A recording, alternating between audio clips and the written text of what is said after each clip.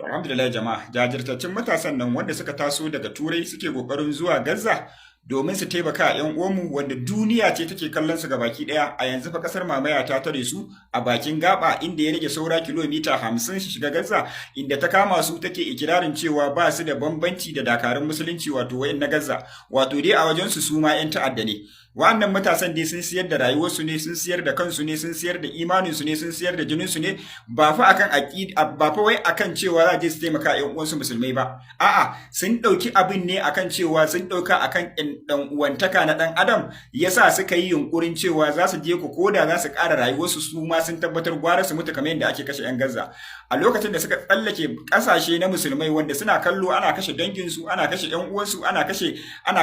kashe yaransu, sun ja baki sun yi shiru wanda duniya tana kallo ana masifar yaki ana yakar su amma sun ja baki sun yi shiru. Wa'annan matasan suka dauko jirage tun daga uwa duniya a turai suka dinga bi boda da kasa wanda kowace kasa idan suka je zaka ga ana kokarin tarbar su kuma ana musu rikiya. Wato akwai gidajen rediyo ko kuma gidajen jaridu sama da guda 100 wanda suke bibiyan su wanda sun tabbatar da cewa ita kanta kasar Yahudu ba dan tana tunanin cewa ana bibiyan su ba da yanda za ta harba bom Gaza to haka za ta harba mun su ma su noce. To a yanzu dai haka ta kama su, ta hana su cimma rayuwarsu kuma ta ce ta kama su a matsayin 'yan ta'adda wanda a yanzu haka ana ta zanga-zanga akan ta su bar su shiga cikin Gaza ko da ko za a kashe su ma a hada a kashe su da 'yan uwansu. Inna lillahi wa inna ilaihi raji'un. Wallahi mun ji kunya jama'a, babu abin da zamu ce su yi jin kunya. Wa'annan fa ba fa musulmai bane. Ba fa musulmai bane fa. Ba fa wanda in ka'ida ne ma fa su murna ya kamata su yi amma suka nuna dan uwantaka dan adamtaka wanda mu fa addinin mu daya wato kuma kasashe sun zo sun zagaye a tsakanin duk muna kallo ana yi wa'annan bayin Allah haka amma wasu daga uwa duniya suka bada rayuwar suka bada ransu suka bada wanda sun tabbatar da cewa za su iya mutuwa a ruwa za a iya jefa musu ruwan su mutu ko da ba a jefa musu ruwan su mutu ba in dai suka shiga Gaza sun tabbatar da ba za su dawo ba. To gashi nan dai yanzu suka ba duniya mamaki, suka kunyatar da al'ummar musulmai, suka kunyatar da manya-manyan jagororin musulmai, suka kunyatar da manya-manyan malaman musulmai, suka taso suka zo kuma yanzu gashi an rike su kuma ana nan ana bibiyan su wanda mu ya kamata mu yi wannan farmakin ko da za a kashe mu ko za mu rasa rayuwar mu ko za mu mutu mu ya kamata mu yi a yau gashi sai dai mu fito mu yi ta ihu a baki sai dai kawai addu'a duk da dai addu'a ma ba wai kawai bace amma dai wa'annan su ne suka fara da aiki. Wato sun yi addu'ar kuma sun fara da aikin ba wai sun yi addu'ar sun kwanta ba amma muna tunanin cewa in Allah ya da lokaci ne ya riga ya zo wanda dalilin su kuwa akwai kasashe da yawa da za su taso saboda haka a ci gaba da yi musu addu'a Allah ya kaskantar da wannan shegiyar kasar da masu goya musu baya ko da ku a cikin musulmai ne Allah ya ɗaukaka musulmai. To alhamdulillah jama'a kasar mamaya ce ta hango wani tono a yankin Kan Yunus wato ramin kasa inda idan kuka tsaya kuka dubi tsakanin ramin kasar da tudu ma wato tafiya ce mai bala'in nisa kafin a kai ga ramin kasan. Wato a yanzu dai kasar mamaya tana nuna duniya cewa ta gano tono a karkashin kasa wanda sun ce wai idan suka yi yunkuri suka shiga za su gano har inda aka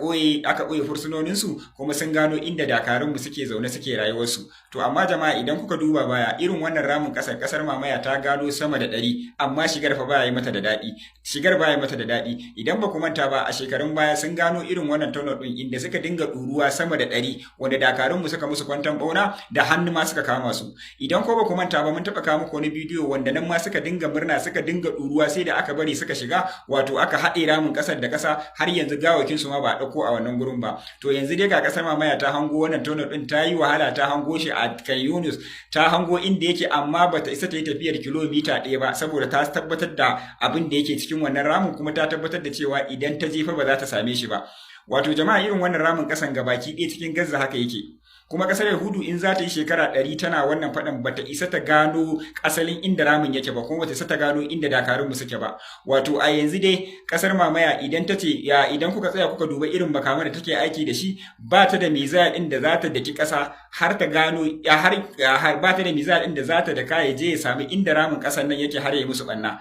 Wato in dai ba nukiliya ta yi amfani da shi ba a tunani na kasar mamaya ko kasar American ba su da wani makami wanda zai daki ƙasa ya tafiyar kilomita yi tafiyar kilomita da zai je ya gano wannan tunnel din. To yanzu dai suna murna, sun hango baki suna ta ɗauka, suna cewa sun samu, amma fa shigar ba zai musu wahala, saboda idan sun shiga sun tabbatar da cewa idan an dawo da gawakin su ma to sun yi sa'a, sun bata kenan, sai dai su ɗan yi tafiyar kilomita 1 kilomita 2 a rabin kilomita ɗan taku kaɗan a nuna duniya gashi, amma fa a shiga a je a ga ƙarshen shi wannan ne wallahi ba su isa ba, saboda sun tabbatar da cewa an musu wannan kwanton ɓaunan ya fi so a ƙirga. Gashi nan dai suna ta murna, amma fa maganar su samu nasara babu. Kuma mu a tunaninmu muna ganin cewa dakarunmu ne suka musu kwantan bauna domin su shiga a rage su, amma dai yanzu gashi nan suna ta shawara, ana cewa a shiga, ana cewa a sha, ana cewa a sa bom, ana ce a sa abubuwa dai ya kare musu. Gashi nan sai dai a daura duniyan, a dan zagaya, a fito a dawo da gudu, a sa igiya a fito da gudu. Yanzu dai abin ya gagare su, saboda haka Allah ya ba dakaru. Alhamdulillah jama'a, zanga-zanga tana nan tana ƙara ƙarfi a ƙasar America, wato a Los Angeles, wanda a yanzu haka ana nan ana ta gudanar zanga-zanga mai ƙarfi wanda ta kai ta kawo hadda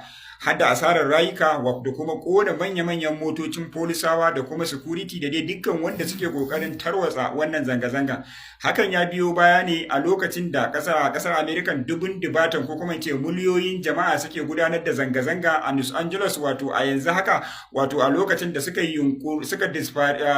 tunkari wajen yan majalisu ko kuma ce wajen ofishoshin yan siyasa akan cewa duk yadda za a yi a dakatar da kasar Yahudu akan hare-haren da take, kuma a saki wa'annan wa'anda suka yi tattaki da kasar nan domin su karasa Gaza, wato a sa kasar Yahudu ta tilasta sakin su shiga cikin Gaza. Wato a yanzu hakan ya biyo yayi kamari, har kan zanga-zangan nan sun fara farma polisawan nan, suna kona motocinsu, su kuma polisawan nan har sun ma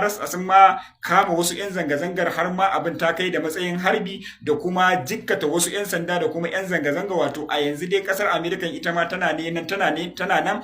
neman rikicewa a gabaki daya, wato a Los Angeles da kuma sauran state ɗinsu, wanda su ma suna nan suna yunkurin ɗauka a yanzu akan cewa sun gano cewa dole ne fa kasar American ta dakatar da wannan hare-haren da kasar ga mamaya take yi, ta kuma sa a saki wa'annan wa'anda suka yi tattakin nan, wato wanda suka fito da kuma wa'anda suke zanga-zangar Free Palestine a kasar American. Dole ne ba za su koma ba, kuma ba za su daina ba, kuma ba za su dakata ba, sai fa kasar American ta dakatar da su. In kuma ba haka ba, su ma sun yadda a karar da su, kuma sun yadda kasar American din ta ga bayan su, wanda a yanzu haka ana ta gudanar da fashe-fashe da kone-kone a kasar American. Saboda haka Allah